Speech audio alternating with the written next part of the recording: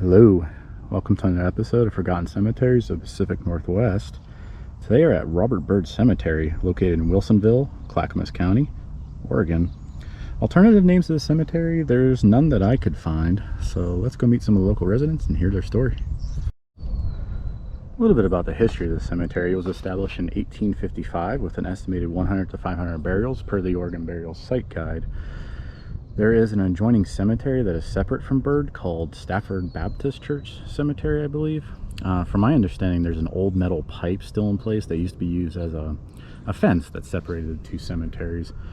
Currently, it looks like just one big cemetery to me, but I guess we'll see during the tour if there's still a separation, or maybe they just combined them at one point. The land for the cemetery was donated by Robert and Racheal Byrd, who were very early pioneers in the state of Oregon. We'll find their markers, hopefully, and Robert's story is pretty incredible. The first person buried in this cemetery was a man that drowned in the Tualatin River. A second person named Miss Sebastian was buried, but I couldn't piece that together. There is a Sebastian Robins here, though, through a Find a Grave comment. They said it was unsure which stone is in this certain plot, so I'll take a good look at that. I found a few early graves, one that died on the Oregon Trail shortly after arriving in Lafayette, Oregon. We have some pretty cool stories here, so I think it'll be a pretty fun visit. Hopefully we can get through it. We got Civil War vets, again, some who died along the Oregon Trail, a victim of murder, and a Native American battle story. We'll also discuss one of the more elaborate stories relating to a person buried here of a pro-Confederate bushwhacker leader, and we'll talk about that later in the vid. And here we have the headstone of Robert and Racheal Byrd, pioneers of 1847, as you can see, and who the cemetery is named after. I think we talked about earlier that donated the land for the cemetery as well. So Robert H. Byrd here was born in 1776 in Rockingham County, Virginia, and now the oldest birth year. We've seen the date on this channel, so he is the new title holder for earliest birth year. I think there's a picture I found that someone on Find a Grave said it might be Robert, and I'm trying to remember. I think it was something along the lines like, oh, there was a family reunion and someone brought it and thinks this is him. So I'll try to post that in the video. Not a whole lot on his youth, but Robert served in the Kentucky militia during the Revolutionary War in 1793 through 1793. He would marry a woman named Rachel Suzanne Allen Byrd in 1799 in Boone's Fort, Kentucky. So you can see her here. Robert would serve again in the War of 1812. In 1827, Robert and his family would leave Kentucky and head to Walnut Grove, Illinois, and would live there until 1830. Again, Robert would be called to war, fighting in the 1832 Black Hawk War, where 7,300 American soldiers and Native Americans fought Black Hawk's band of 500 warriors. A little uneven.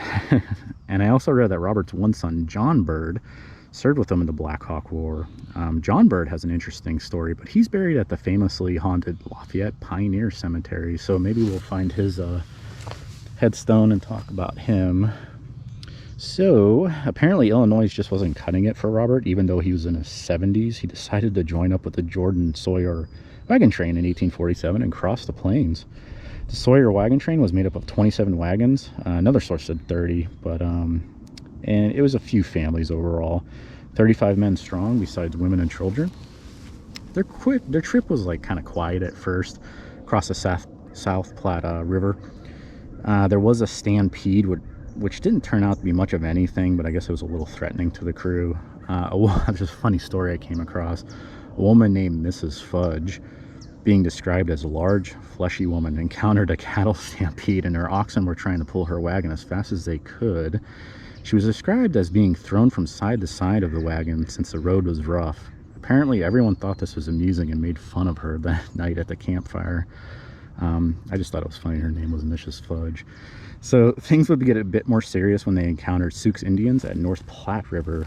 Not just a small party of Indians too, thousands of them. And it was clear a demand was most likely going to be made, or death was most likely plan B for them. So the demand was made. Flour from each man would be the deal, and they were free to pass through. And after this, they would encounter Crow Indian County, where they were at war with the Pawnee Indians, I believe. They would eventually cross the Cascade Mountains over Barlow Road, and we talked about that at Barlow Cemetery if you're interested in how that came about, and arrive at Foster's, Oregon, October 1st, 1847. During their trip to Oregon, in the town of Maupin, the hills were too steep apparently. The wagons were lowered via ropes and chains. During this event, I guess Robert's son William broke his arm. A chain would break and a hook would catch him, so that sounded painful. Legend has it the marks of the chains and ropes are still visible in the trees where they let down their wagons down the steep hill to this day. Racheal was actually born in Daniel Boone's fort in Kentucky in 1780. Again, she's here on the right. Similarly, the picture shown hopefully is of Racheal, but again, it's just believed to be her. It was some family reunion or something. And here's Julius F Prester, born in Mecklenburg, Germany, but would come to the U.S. in 1854. You wouldn't know it, but he is a Civil War veteran serving in the 26th Iowa Infantry Regiment.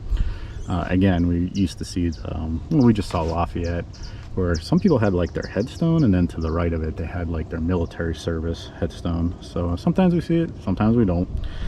Looking them up, they were part of the William T. Sherman's famous March to Sea events through Georgia. From what I read, Sherman's march was one of the more intimidation factors of the war, as he wanted the Georgia residents to see what they were up against and abandon the Confederate cause. They wouldn't attack the residents or burn down the towns unless provoked, but would steal food and reservoirs. They wanted the civilians to understand the price of war and to show suffering, showing no favoritism towards the rich, poor, old, or young. Just pretty much send a message. This is what you signed up for. Pretty much everyone was affected in Georgia during this time, and this would include the famous capture of Atlanta. And I think we talked about the burning of Atlanta too at Arcade Cemetery. Well, I really miss having off Wednesday and Thursday. I got a new job where I have Saturday and Sunday off, and what I noticed was when I had Wednesdays off, I had the whole cemeteries to myself. Man, it was so quiet because everyone was at work.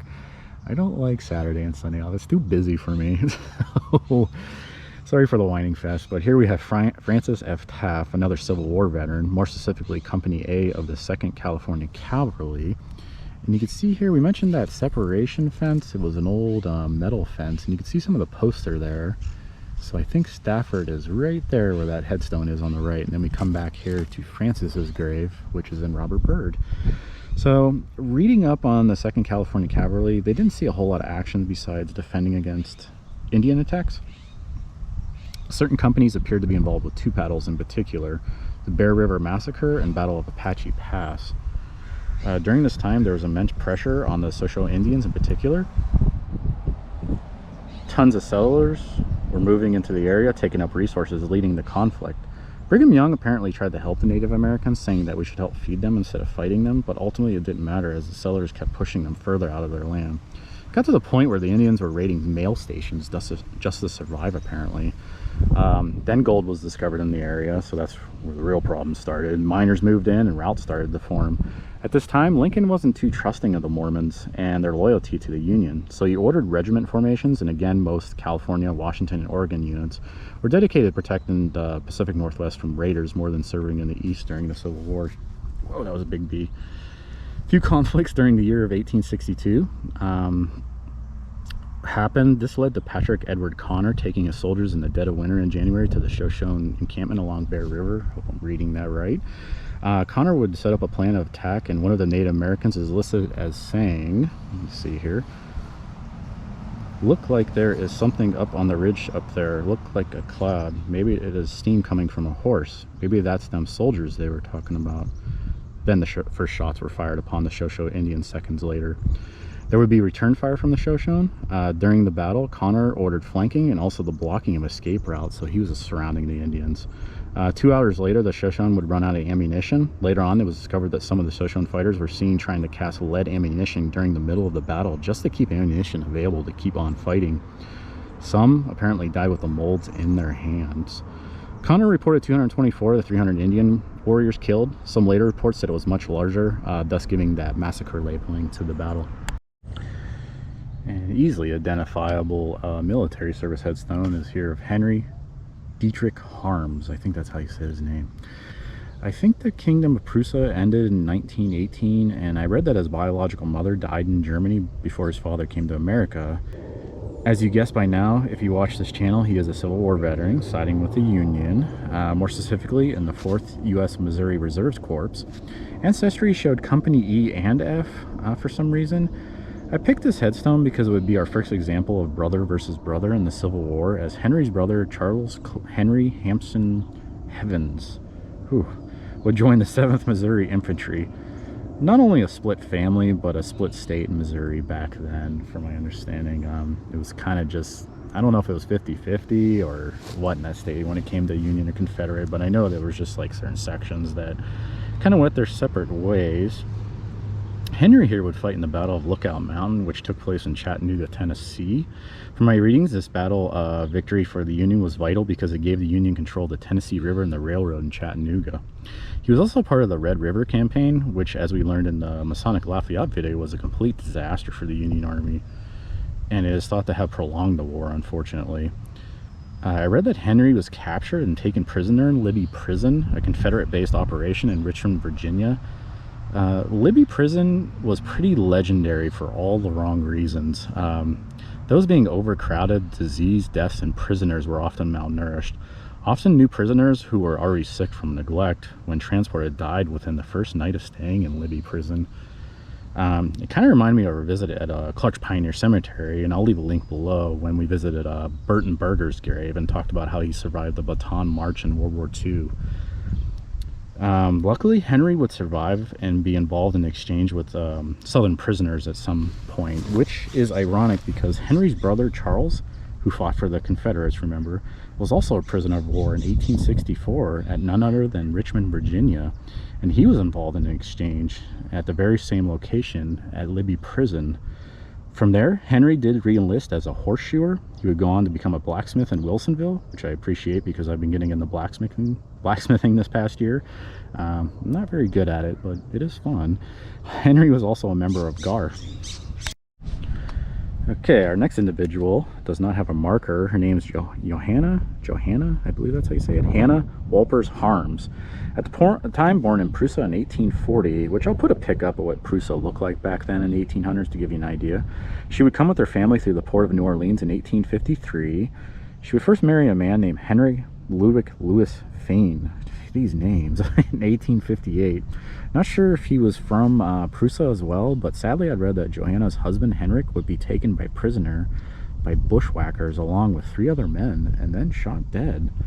I was trying to find the origin of these bushwhacker guys in the USA because I thought the bushwhackers were like that 1980s tag team from Australia, if you guys remember that. Maybe that's before some of your guys' time. There's a mention of Johanna living in Missouri, so maybe this, because her father owned a farm there, I believe, so the information was sort of jumbled, but then it started to make sense because I did read that the Bushwhackers was a really specific pro-Confederate guerrilla group in Missouri, and maybe her husband was abducted during that time. But one of the most violent attacks by pro-Confederate group was on the town of Lawrence, Kansas. And I think this is where it started to make sense how Johanna's husband was taken hostage and then shot again. So maybe he was there during this whole Lawrence massacre. And that's what it was known as, the Lawrence Massacre, and led by William Quantrill, who would lead an attack and killing of 150 men in this town. I believe some also some women met their end, but boys as young as 10 were murdered during the attack. So it was pretty brutal. Fittingly, Quantrill's Raiders actually had their own flag during the Civil War, their own little group. They just created it. This massacre would trigger the famous General Order Number 11 in 1863. Basically, it forced the evacuation of rural areas in Missouri, no matter what your allegiance was. You could be pro-Union, pro-Confederate. They wanted you out of the way. This led to the burning of homes, farms, etc. Reports from returning civilians often said it was as if the earth was scorched in their district upon returning home.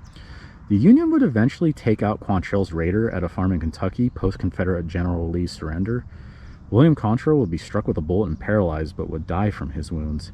He does have 3 burial locations: Louisville, Dover Higher, and Higginsville, though the final resting place appears to be Higginsville, or so we thought. In 1907, a Union soldier from Michigan Cavalry recognized Quantrill on Vancouver Island. Quantrill was apparently living under the name John Sharp, and at one point the man admitted to being Quantrill, knowing specific details about the raids on Kansas that not a lot of people knew about. knew a little too much. He claimed that he was wounded by a bayonet and a bullet wound, but didn't die. The man also stated he lived in South America and Chile in hiding during this time. He then got work in Texas as a cattle hand, then got a job right here in Oregon as a cow puncher, and then eventually making his way to British Columbia. News stories broke out about this, and strangely enough, 2 weeks later, 2 men arrived at British Columbia and left on a steamer the very next day. On that day, Sharp was found severely beaten and died several hours later without giving information about his attackers. The police never did solve that murder. A final legend is Quantrill escaped custody and fled to Arkansas. There he used the name L.J. Crocker, but I guess we'll never know what really happened with William Quantrill, but nonetheless, a pretty epic tale. So another unmarked grave. The individual we're talking about now is Susan Booth. And I think the Find a Grave user said she's somewhere in this big plot right here, and I think they refer to it as the old section, if I remember right, of the cemetery. I'm not sure if that's true or right. Not. Susan was born in Pekin, Illinois in 1851. Her family would travel the Oregon Trail in 1852, the Great Migration year. Sadly, Susan would die shortly before arriving at their destination, which was Lafayette, Oregon. So the Booth family decided to stop right here at this cemetery and bury her. Her burial is unknown, as we said, but it is believed to be in the older section of the cemetery, and I'll have to look at the dates. But unfortunately, Susan was only 1 year old when she died. And we're kind of still stuck on the Susan Booth story, because her grandmother, Matilda Lee, is also buried in this section, and she has no marker as well. And just another sad story here. So Matilda was born in 1808 on New Year's Day in Kentucky County, Virginia, which is now Kentucky apparently. She would marry a man named James A. Lee, and they would have 13 children together. However, Matilda would be in a bad horse accident in 1853, and the story goes the horse drug her for quite a distance, so badly damaging her hip and leg. Her injuries were so bad that they were irreparable, and she was bedridden for an entire year. To add, she was pregnant during the accident, and she wasn't able to give birth due to her injuries, unfortunately. I didn't see the final reason, but her injuries were apparently so bad this ultimately led to her knowing that her final days were coming and death was imminent. Knowing her fate, she thought of Susan, the 1-year-old girl we just talked about, being buried all alone in Robert Byrd Cemetery, as Susan's parents are buried at Noble Cemetery in Newburgh. Hint, hint, future visit. She hated the thought of Susan being alone and requested that she be buried near her grandchild. This information was from her daughter, Racheal Jane Lee Carter's personal diary, from what a Find a Grave user posted. Jane Lee is buried at Butteville Cemetery, and I wonder if we saw her during our tour part of the video. From my understanding, Matilda's grave is unmarked, and just like Susan, they're buried somewhere in this old cemetery plot here. Here we have Christopher Milam, I think that's how you say it. Born in 1841. Couldn't find the exact location though, but he is a Civil War veteran, serving in the 75th New York Infantry Regiment. They were listed as fighting in a couple engagements, more specifically the 3rd Battle of Winchester. This battle will display for the first time cavalry, infantry, and artillery all used at the same time. Casualties from the Union would be 5,000, and the Confederates around 4K. It would result in a Union victory, but many soldiers from both sides stated that the 3rd Battle of Winchester was the hardest fought in the Civil War. So I'm unsure if Oliver Jaywalker was the first buried here, and this is why. When you go into Find a Grave, the grave of Oliver Jaywalker shows up as being buried in 1851. We can see 1851 here. Shows he died at the age of 26. However, I'm unsure if he's the first burial and drowned in the Tualatin River like we talked about earlier during the history of the cemetery, because someone we'll talk about later is listed as drowning as well, but I think they died at a later date, so I'm pretty sure he might be the first burial. Maybe not. Yeah, I'll have to look into that, but I just thought I'd stop by his headstone. Well, hopefully you can see the headstone. It's got a little bit of grunge on it, but it is of Nathaniel Robins, born in 1793 in Franklin County, Virginia. A lot of old birth years here. Nathaniel is the son of a Revolutionary War vet, actually. His father's name is William Robins, who was buried in Mount Pleasant in Indiana. I believe he served in the North Carolina military, Not a speck about Nathaniel's youth, but he is one of the wagon train leaders of the 1852 migration. I'll link the write-up below if you're interested, but it describes Nathaniel leading Family Group 1 out of Sand Creek, Indiana on September 15th, 1851, and arriving in Randolph County in October. However, they would stay the winter in a place rented by their son. In the spring, Nathaniel's cousin Jacob Robins would join up with a family train 2 and would leave together April 15th, 1852 for Oregon. They would be one of the last trains to leave, apparently, and sadly 8 family members would die along the trail due to Rocky Mountain fever and cholera. One of them being Sarah Jane Robins, who died in eastern Oregon. And her father is quoted, "About the time we were leaving this river, our daughter Jane was taken with diarrhea. We drove to Powder River. Here she died and was buried in Powder River bottom. This was a terrible stroke to leave a child there among savages and wild beasts. It was hard but had to be borne." That's by William F. Robins. Today, Powder River serves as a scenic recreational area for fishermen, hikers, and wildlife viewers. I have to wonder if they know Sarah Jane Robins' final resting spot was at the bottom of Powder River. Maybe there's like a little sign there talking about it. I'm not sure. I meant to look that up. So back to the story. Nathaniel would land a donation land claim in Clackamas County. I read near I-5 and I-205 interchange for all the local Oregons watching this vid. He would be elected as a member of the Oregon's Constitutional Convention in 1857. Interestingly enough, he would serve as a county doctor, but had like 0 formal training apparently. And he's listed as a farmer in the census records, so that was odd. He died in 1863 at the age of 70, drowning in the Tualatin River, so that's why I brought it up. I'm not sure if he's the first burial. He died, like, what, 12 years later than, what was it, Oliver Walker, I think the guy's name is, so I don't think he's the first burial. So, here we have Nancy Robins, who's the wife of Nathaniel we just talked about. Nancy and Nathaniel were actually first cousins, and they would marry in 1813 in Kentucky. I should also mention that 8 of those family members that died along the Oregon Trail, 4 of them were Nancy's children. 3 daughters to be exact. Mahala, Amanda, and Bathia. Strange names. All 3 of Nathaniel and Nancy's daughters are buried together somewhere just off Oregon Trail in Nebraska, apparently. Alright, I searched and searched and searched. I could not find this individual, but I was looking for Oliver Perry Potts. One of the stranger stories in the victim of a murder belongs to him. History was not kind to this family as well in my readings. So, Oliver Perry Potts was born in 1821 in Kentucky, and he was involved with a gunfight with Oliver Perry Goodall. Same first name and same middle name to confuse you even more with this story. So I think we're just going to stick with 2 last names, Goodall and Potts. To add, they both were brother-in-laws. So I'm reading about 2 stories about how this whole gunfight went down in 1860 between these 2. Allegedly, Potts wasn't too thrilled with Goodall and wanted to prove distrust of him, so he went to Goodall's room looking for something, evidence of some sort of, I don't know, anything to make him look like guilty, I guess. Goodall would catch Potts coming out of the home and an argument would take place. From this point on, it's Potts versus Goodall's word, which truly happened in that moment. What we do know is Potts was shot twice during the exchange. Potts basically on his deathbed repeatedly said he didn't know Goodall was about to fire upon him. Goodall, on the other hand, was claiming self-defense. And someone named Mrs. Aldridge says she was in the house when this all went down, and it made it sound like she was taking Goodall's side.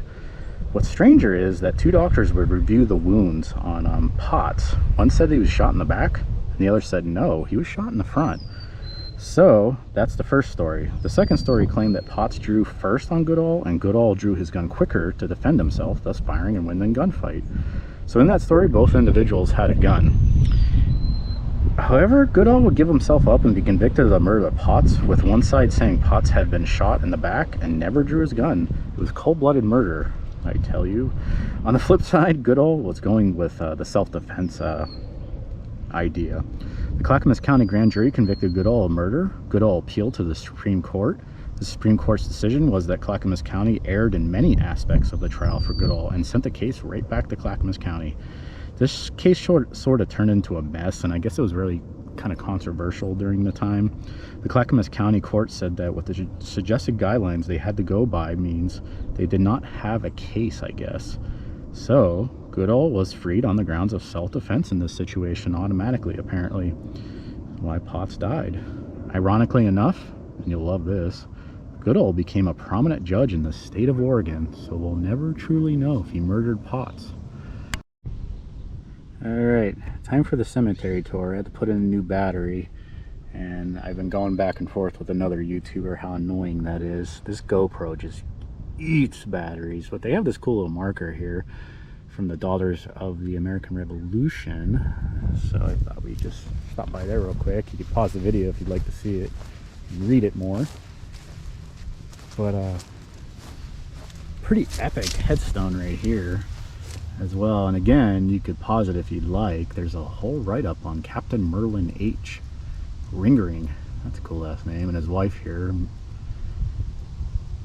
And picture of the SS American Spirit.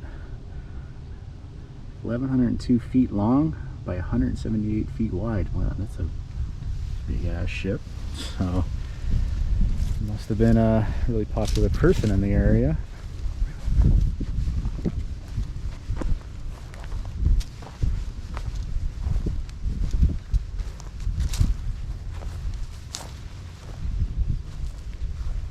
Overall, it's a pretty big cemetery. And I did see this monster of a behemoth just look like kind of rusted away maybe, and just kind of came off its rocker, if you will. There's a name in there, and I cannot. Wagner. It's pretty nice. That has a lot of art though.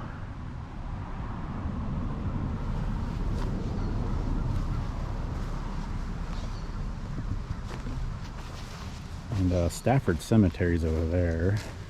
Those little bars are sticking out of. So maybe one day I'll research that cemetery and we'll revisit. But I just like to do one cemetery at a time, I guess.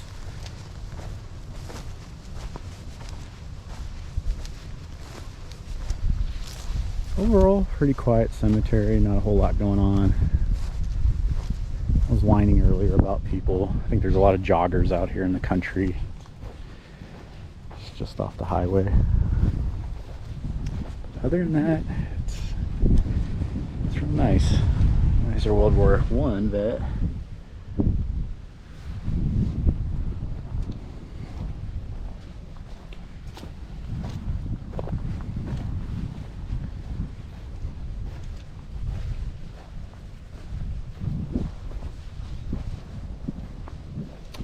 Oh man, I'm an Ohio State fan. I guess I can't talk much because Oregon just whooped our ass like a week ago, so I'm a Buckeye fan. What's this one? Aaron Jordan Lightfoot. That's a pretty epic name. Born still, yet stillborn.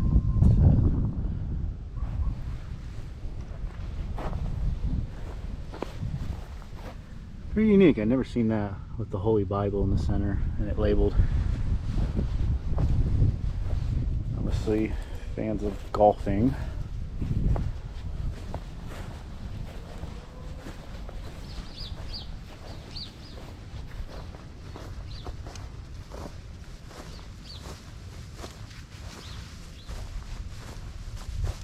Oh, here we go. Clara. Looks like she was a Army nurse during the Korea War. First Lieutenant, U.S. Army. Oh, wow. And I'm guessing this is her husband here. He was in World War II. That's neat. They both served. I wonder if they met during the wars or in the service.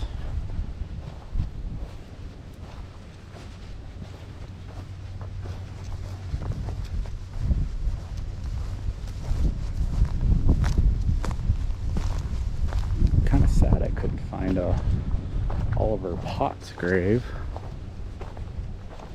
It's one of those lawn styles, so I'm not sure if it just maybe got buried by dirt or what. Some headstones are covered by like pine needles and dirt a little bit. Nothing noticeable. It's a classic. I don't know if it's like old school military service they go with, because it seems like all the Civil War vets have that. Or maybe like the war of such and such back in the 1800s. And then those newer ones, kind of like that style right there, the square. It's very striking.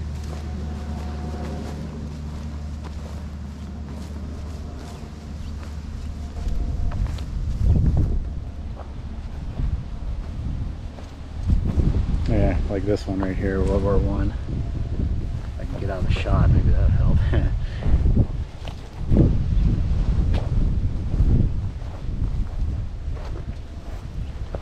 What do we got here? This one looks old. 1843 was born. 1896.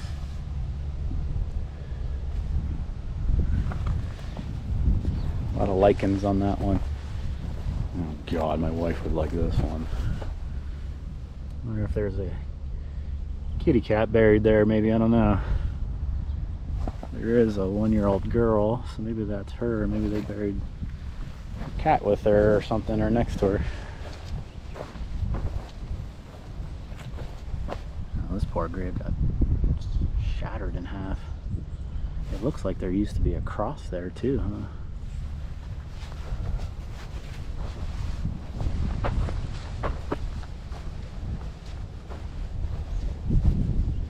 I wouldn't say I saw a whole lot of symbolism. Of course, as soon as I say that. Here we have Betty Bell Cross, Fuller McKinley. Daughters of the American Revolution. Oh, I wonder if she was part of that in the United States Navy.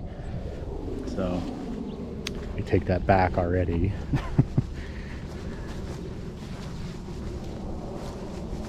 Yeah, of course. Here we go. I'll just shut up. So, classic symbolism. Looks like we got a hummingbird and a big diamond. I wonder if he sold jewelry. So now we're starting to pick up some things. A little bit of art here.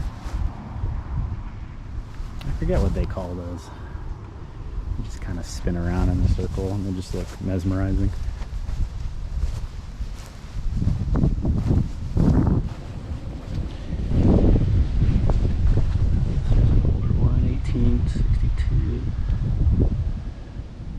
Like we got a dove. I'm guessing a religious reference.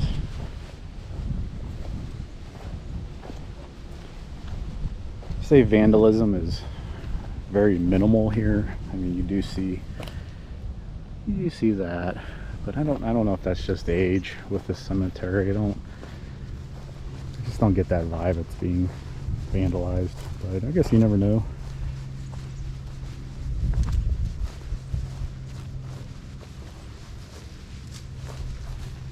Looks like a child's death. Little shoes on top. Again with the lamb, indicating a child's grave typically. And I don't know if that means like Lamb of God. I'm assuming that.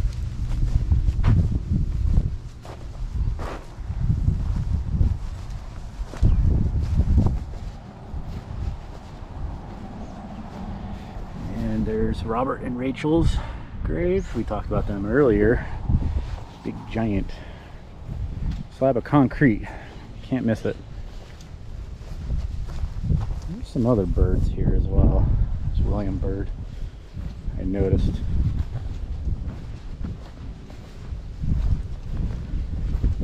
Apparently we have a drag racer here or something.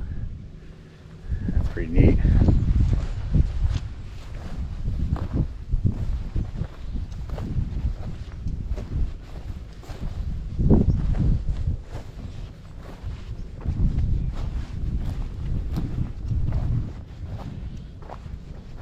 I feel like this might be the newer section based on what stuff online was saying.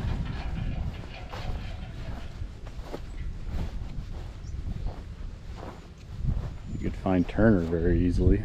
Monster headstone. I have to cut across. Ellickson. I feel like I've seen that last name before. Here's kind of a cool plot. It's like they got their little entrance into their mini cemetery for Psalm.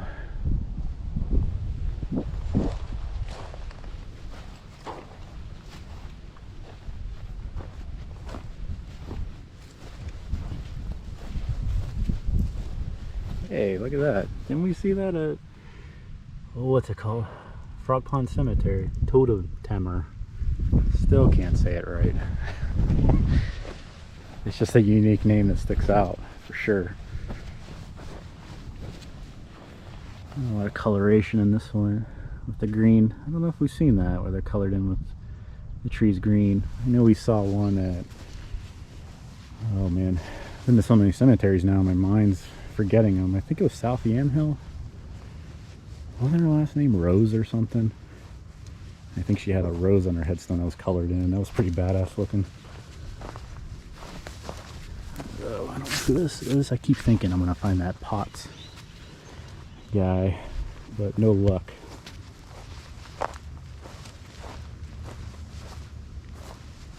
I have seen this a few times. Grave. With no information, so I don't know if it's referring to that up there. And not really sure. Maybe there's some in the bushes there. Unsure.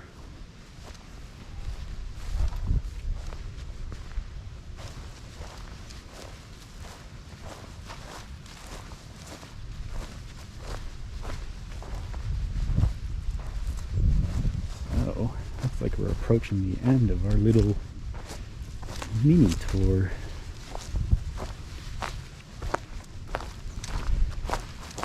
My wife says I'm saying Minotaur. I think she's the one who said it. It sounds like you're saying Minotaur, like the Greek mythology thing.